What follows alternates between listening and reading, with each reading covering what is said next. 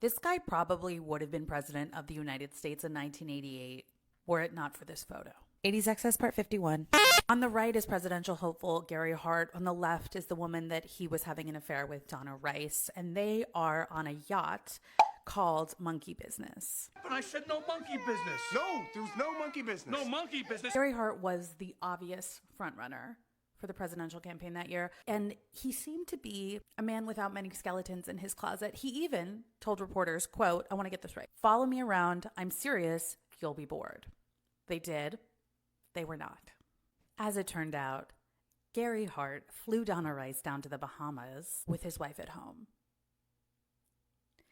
As far as presidential scandals go, this one was fairly short-lived because within a few days of this story leaking, Gary Hart had dropped out of the race. On April 27th, 1987, an editor at the Miami Herald gets an anonymous tip that this affair is happening. 4 days later, he gets on a plane, goes to D.C., stakes out Gary Hart's townhouse, and finds him with a woman who's not his wife, twice. Gary Hart denies the affair, but then 2 days later, on May 3rd, the story appears in the Herald with photographic evidence. In response, Gary Hart holds a press conference. A Washington Post reporter asks him about it, and he says, quote, I don't have to answer that, which is like probably the worst thing you could say in that scenario. I think yes or no would have been preferable. And actually, when Time surveyed a bunch of Americans about whether they were more bothered by extramarital sex or not telling the truth, 69% said not telling the truth bothered them more. And the whole incident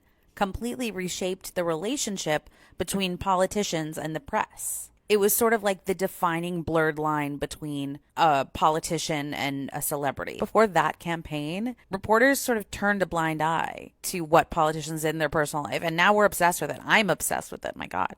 Anyways, so Gary Hart sort of quietly disappeared into that good night. And in 2018, Hugh Jackman starred in a film about it, which Deadline called, quote, awful and really horrible when you consider that it's a limited launch of an awards contender wannabe. Anyways, I'm not seeing it, but the story is nonetheless absolutely incredible.